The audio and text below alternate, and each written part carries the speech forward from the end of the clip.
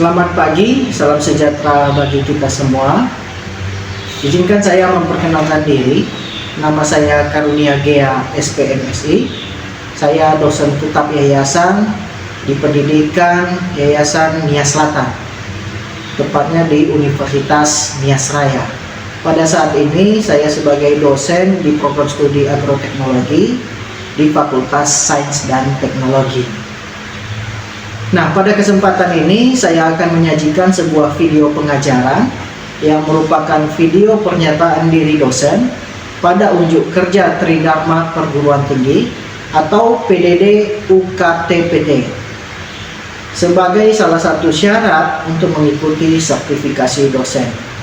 Mata kuliah yang saya bawa adalah Dasar Ilmu Tanah. Mata kuliah ini merupakan salah satu mata kuliah wajib di program studi agroteknologi dengan jumlah SKS adalah 3 SKS. Nah, mata kuliah ini terdiri dengan 16 pertemuan, yaitu 8 pertemuan UTS dan 8 pertemuan lagi untuk UAS. Nah, izinkanlah saya menyampaikan materi pembelajaran pada mata kuliah Dasar Ilmu Tanah ini. Nah, yang pertama, mata kuliah ini mempelajari tentang pengertian tanah. Kemudian yang kedua, tentang fungsi tanah. Yang ketiga, komposisi dan komponen penyusun tanah. Kemudian yang keempat, proses perkembangan tanah. Kemudian materi ini juga mempelajari tentang pembentukan tanah. Setelah itu pengertian profil tanah, sifat fisik tanah, sifat kimia tanah, dan sifat biologi tanah. Nah, pada akhir materi, mata kuliah ini mempelajari unsur hara makro dan unsur hara mikro pada tanah. Dan yang terakhir adalah jenis-jenis tanah atau klasifikasi tanah. Pada mata kuliah Dasar Ilmu Tanah ini, mahasiswa diharapkan mampu untuk menjelaskan arti tanah dan manfaatnya untuk pertanian. Kemudian menjelaskan komposisi tanah dan proses perkembangan tanah. Kemudian mampu menjelaskan faktor-faktor pembentuk tanah. Mampu menjelaskan sifat fisika tanah, sifat kimia tanah, dan sifat biologi tanah. Kemudian mampu menjelaskan unsur hara dan fungsinya di dalam tanah, sekaligus menjelaskan tentang kelebihan dan kekurangan unsur hara pada tanah. Dan terakhir, diharapkan mahasiswa mampu menjelaskan jenis-jenis tanah. Metode pembelajaran pada mata kuliah ini adalah ceramah yang berupa penyampaian bahan ajar oleh dosen pengajar dan penekanan-penekanan pada hal-hal yang penting dan bermanfaat. Kemudian tanya jawab dilakukan sebagai tatap muka dengan memberikan kesempatan mahasiswa untuk memberikan pendapat atau pernyataan tentang hal-hal yang tidak dimengerti atau bertentangan dengan apa yang mereka belum pahami. Setelah itu, diskusi kelompok dilakukan dengan memberikan materi pokok yang berbeda setiap kelompok belajar untuk didiskusikan bersama tim dan mempresentasikannya di kelas. Penugasan, baik itu di dalam kelas maupun praktikum di lapangan atau di laboratorium, untuk mengetahui secara langsung pemahaman mahasiswa terhadap materi yang disampaikan. Sistem penilaian pada mata kuliah Dasar Ilmu Tanah ini yaitu terdiri dari beberapa bagian. Yang pertama, nilai kehadiran, yaitu 10%. Kemudian nilai tugas. Nilai tugas itu 20%. Kemudian nilai ujian tengah semester itu 30%, dan nilai akhir semester 40%. Demikianlah pemaparan rencana pembelajaran pada materi mata kuliah Dasar Ilmu Tanah ini, dan selanjutnya yaitu pada di ruang kelas untuk mengajar pada mata kuliah Dasar Ilmu Tanah ini. Demikian yang dapat saya sampaikan. Terima kasih. Selamat pagi semuanya. Pagi, Pak. Gimana kabarnya? Sehat? Sehat, Pak. Tidak ada yang sakit kan? Tidak, Pak. Oke, pada hari ini kita akan memulai mata kuliah dasar ilmu tanah. Jadi sebelum kita memulai materi, Bapak mengabsen dulu. Yang pertama, Dela Puspitasari lainnya. Kemudian Mesilina Takenano. Ade Priani Nebruto. Ramayati Halawan. Hadir Pak. Nerdalia. Yunelti. Damarian Nurul. Elti Baine.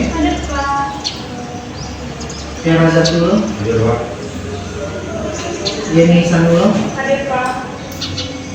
Silena. Hadir Pak. Envan Telamano. Siap. Bisa ya.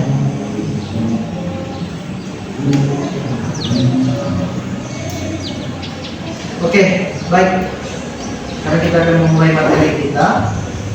Yang pertama yaitu dasar ilmu tanah. Jadi kita akan masuk dulu. Apa itu dasar? Nah, siapa yang apa dasar?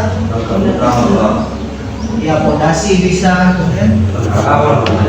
ya langkah awal. Boleh. Kemudian apa itu ilmu? Pengetahuan, atau bisa juga dikatakan dengan dasar teori. Kemudian apa itu tanah? Tempat tumbuhnya tanam biji.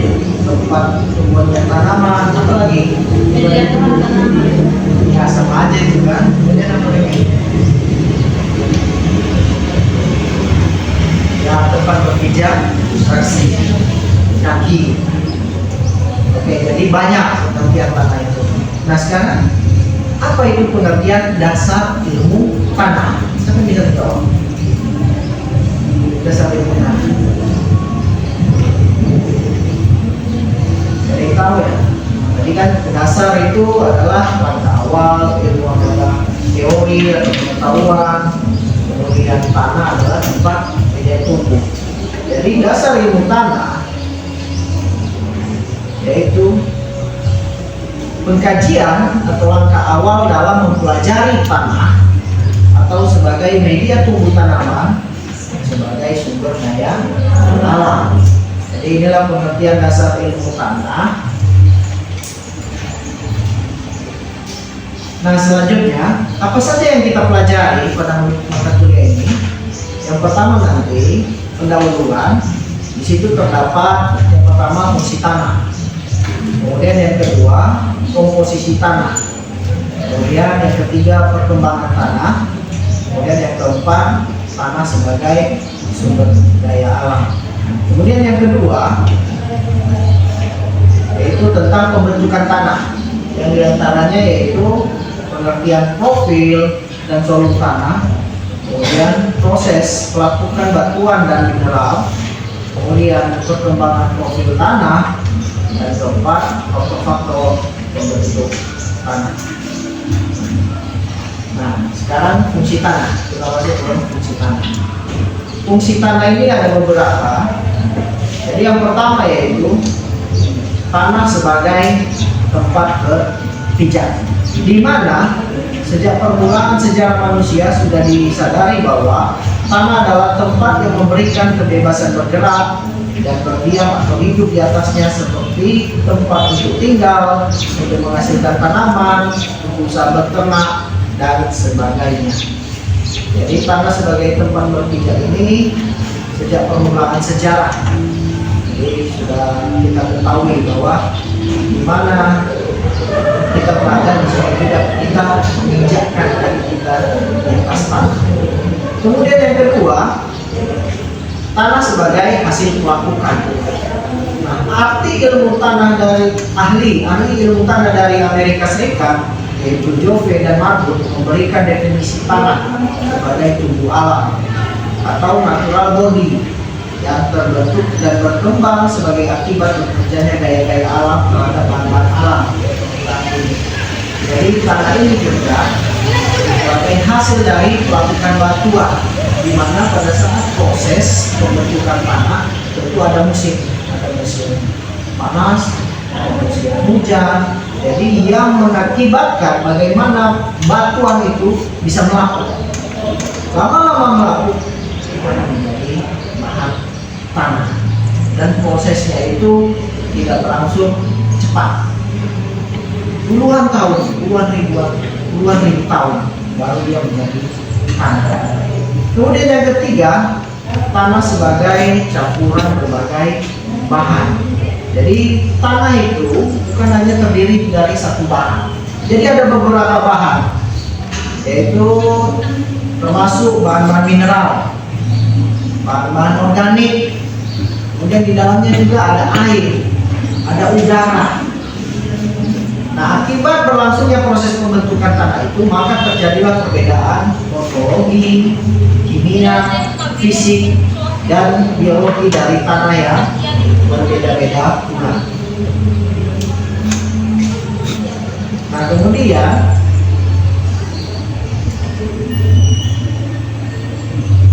tanah sebagai media pertumbuhan tanaman, yaitu di mana tanah menyediakan unsur hara sebagai makanan tanaman untuk pertumbuhannya.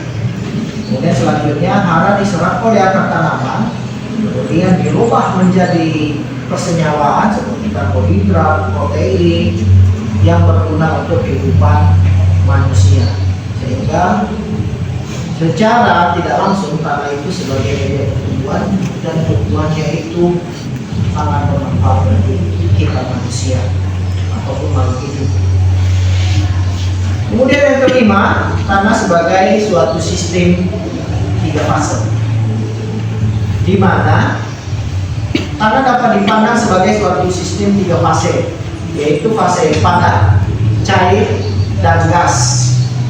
Nah, fase padat itu terdiri dari bahan-bahan mineral dan bahan-bahan organik. Sedangkan fase cairnya adalah air dan fase gasnya adalah udara. Jadi seperti di gambar, jadi ada udara, air, kemudian ada batu-batuan, ada mineral, ada organiknya. Jadi terdiri dari 3 fase. Jadi ini diingat ya. Jadi tanah itu bukan hanya satu bahan, bukan hanya bahan padat saja, tetapi ada juga bahan cair, kemudian ada juga gas atau disebut dengan udara. Yang keenam, tanah sebagai tubuh yang bersusun rapi, di mana tanah mengandung air, udara, bahan mineral dan organik serta jasad-jasad hidup karena pengaruh berbagai faktor lingkungan terhadap permukaan bumi dan kurun waktu. Sehingga ciri-ciri morfologi yang khas terjadi pada tanah, sehingga dalam bentuknya itu dia tersusun rapi. Nah, kalau kita lihat di gambar ini ada tanaman, kemudian ada lapisan bahan-bahan organik yang tipis, kemudian ada, kalau kami sebut ini ada lapisan topsoil, kemudian ada subsoil, lapisan bawah tanah. Jadi dia bergantung dari atas makin subur, makin ke bawah makin kurang subur, atau dia makin keras karena tadi terjadinya ada proses pelapukan. Kemudian yang ketujuh, tanah sebagai bagian dari lingkungan. Nah, di mana tanah dapat pula dipandang sebagai produk dari lingkungan yang merupakan bagian dari suatu sistem yang sangat kompleks. Nah, coba dilihat di gambar ini, di mana tanah itu juga memberikan kehidupan bagi makhluk hidup lainnya, baik itu mikroorganisme maupun makroorganisme. Sehingga ada istilahnya simbiosis mutualisme. Apa artinya? Ya, saling menguntungkan, di mana hewan-hewan kecil atau makroorganisme di dalam tanah itu juga membutuhkan nutrisi di dalam tanah, dan tanaman juga itu membutuhkan nutrisi. Seperti kotorannya yang diolah oleh akar itu menjadi unsur hara. Begitu juga makroorganisme tadi, dia dapat hidup dengan adanya ruang lingkup atau tempat hidupnya, bisa berkembang biak. Nah, sampai di sini ada yang bertanya dulu? Oke, silakan. Dengan namanya hati ya. Itu tadi Pak, kita udah mempelajari tanah itu sebagai hasil pelapukan, sebagai campuran, sebagai media pertumbuhan tanaman. Nah, jadi yang menjadi pertanyaan saya sini Pak, kenapa harus mempelajari tanah? Terima kasih. Jadi pertanyaan teman kalian yang pertama yaitu kenapa harus mempelajari tanah? Oke, langsung Bapak jawab saja. Di mana tadi memang kita hanya pengertian, tapi kenapa kita harus mempelajari tanah? Kan tanah itu kan simpel kan, udah ada dari zaman dulu. Kenapa sih harus dipelajari? Nah, kenapa kita sebagai orang agroteknologi mempelajari tanah? Yang pertama tuh, sebagai kelangsungan hidup manusia, kita tidak bisa lepas dari tanah. Di mana pertama dulu, tanah ini sebagai tempat kita berbicara, sebagai dari fungsi tanah. Dengan tanah ini kita dapat membangun rumah sebagai tempat hidup kita. Kemudian dari tanah ini juga kita menanam bahan pokok, makanan pokok kita seperti padi, tanaman hortikultura, pangan dan yang lain. Nah, tentu kita sudah mengetahui bagaimana orang tua kita, kakek nenek kita dari dulu sudah menanam atau mengolah tanah. Tanah lama kelamaan itu akan menjadi tandus atau miskin. Sehingga kita ini sekarang, generasi kita sekarang, kalau kita tidak mengetahui apa-apa saja yang ada di dalam tanah, maka tanah itu tidak akan dapat ditanamkan. Dengan kita mempelajari tanah ini, maka kita bisa tahu kandungan unsur hara di dalam tanah. Apakah perlu diberikan pupuk? Apakah tidak karena sudah ada unsur hara? Apakah perlu kita menggunakan hal-hal yang lain seperti alat berat? Karena tanahnya sudah subur, jadi nggak perlu lagi menggunakan alat berat untuk pengolahan. Nah, dengan mempelajari tanah ini, itu akan berkesinambungan, berkaitan erat. Nah, secara tidak langsung, tanah ini dapat memberikan kebutuhan pokok di dalam. Contoh seperti padi. Jadi, padi membutuhkan tanah untuk tempat hidup. Tetapi kalau tanahnya tidak subur, dia tidak menghasilkan buah. Hasilnya ini tentu sangat kita. Nah, coba kita bayangkan nih, ke depan tidak ada lagi yang bertani, ke depan tidak ada lagi yang menanam. Kita mau makan apa? Apa bisa bantu dimakan? Nah, inilah makanya perlunya mencari tanah, sehingga kita bisa mengetahui bagaimana bentuk tanah, warna tanahnya, unsur hara apa saja yang di dalam tanah, sehingga kita bisa melakukan tanaman apa yang cocok. Nah, ada tanah yang memang sudah tua, yang sudah tidak subur lagi, tentu tidak cocok untuk tanaman pangan. Dengan kita mengetahui itu, maka kita tidak memaksakan harus menanam padi tadi, harus menanam jagung, atau harus menanam tanaman muda. Nah, kalau tanah tua itu tentu harus tahu untuk tanaman-tanaman perkebunan. Oke, itu ya Pak Marti, bagaimana? Pas ya. Nah, sekarang kita lanjut di materi komponen penyusun tanah. Nah, ini adalah komponen penyusun tanah. Jadi kalau dilihat dari gambar, jadi tubuh tanah ini harusnya dia terdiri dari 100% ya.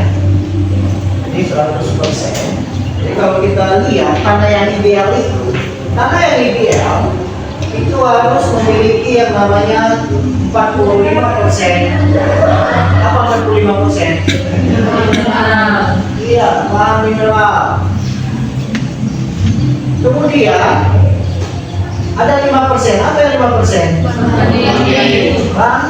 Organik. Kemudian 25% apa?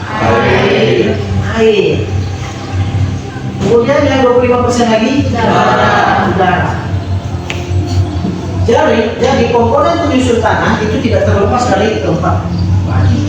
Tetapi tanah yang ideal dia harus memiliki bahan mineral itu sebanyak 45%, kemudian air 25%, kemudian udara 25%, kemudian bahan organik 5%. Walaupun sebenarnya bahan organik dan bahan mineral ini sama, cuma bahan organik ini terdapat di lapisan paling atas.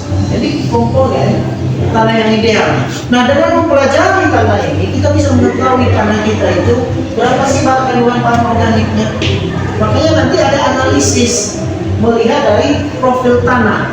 Nah, apa itu profil tanah? Profil tanah adalah penampang vertikal dari tubuh tanah. Jadi kalau kita lihat profil tanah itu penampang vertikal. Jadi kalau kita gali tanah, itu akan nampak penampang vertikalnya. Kemudian kita akan tahu lapisan-lapisannya, lapisan-lapisan tanah itu. Makanya nanti kalau lapisan paling atas itu adalah O, organik, kemudian ada A, kemudian ada B, kemudian ada C. Nah, kalau A itu dia makin ciri-cirinya itu agak lebih gelap. Kalau ini sudah jelas gelap. Kemudian ini B-nya semakin terang dan C-nya itu semakin padat atau lapisan kerasnya.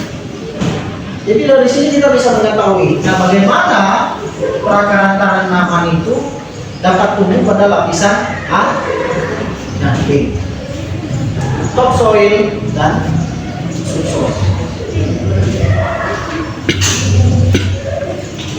Ini menyambung dari perkenalan tadi ya, pertanyaan tadi si Ramayati, bahwa tanah yang ideal itu harus memiliki ciri-ciri tersebut. Nah, itu juga gambarnya.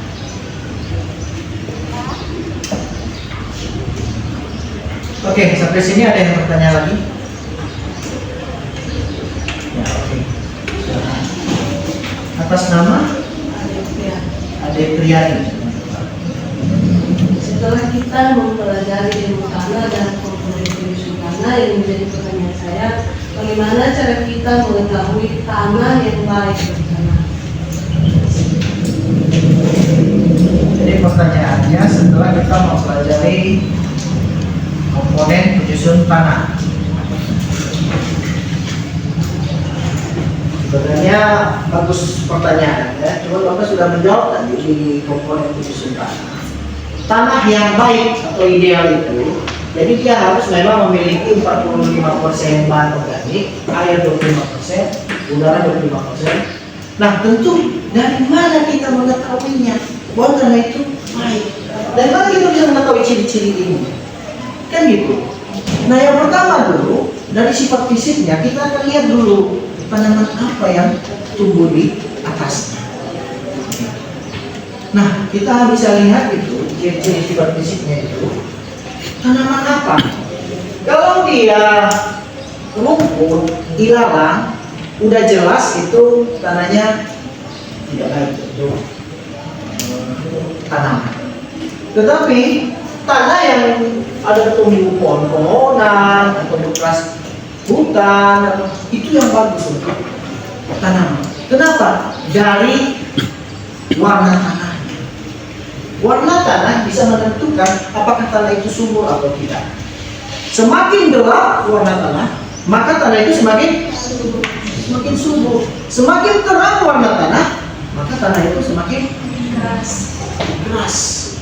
Nah, pada saat kita gali profil nanti, maka akan mengetahui lapisan A-nya sedalam apa, setebal apa, kemudian lapisan B-nya setebal apa, sehingga kita bisa mengetahui ini bagus untuk tanaman pangan atau hortikultura.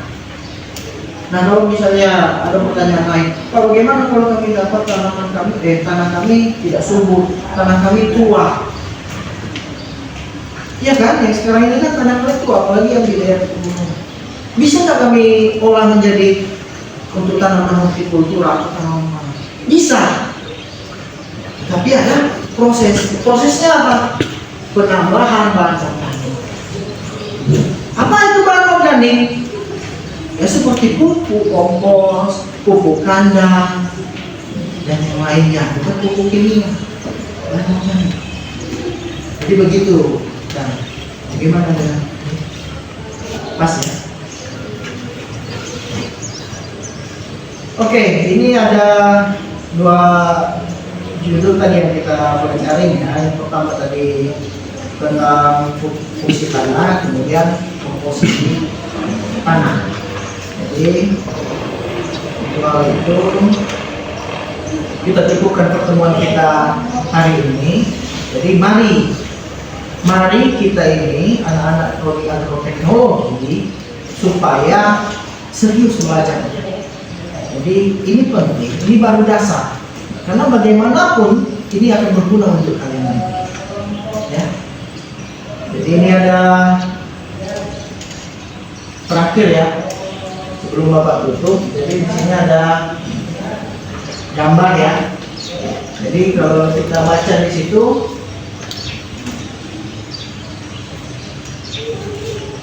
kalau kita baca,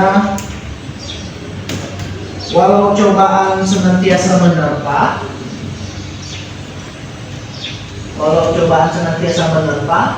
tak akan ada kata menyerah untuk menggapai cita-cita.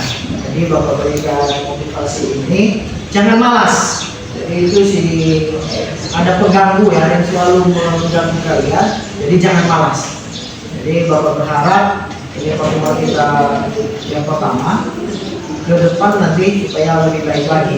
Nah, nanti untuk materi akan Bapak sampaikan lagi sebelum kita mulai perkuliahan, sehingga sudah dibaca dulu, kemudian nanti kita diskusikan. Demikian pertemuan kita hari ini. Selamat pagi. Shalom.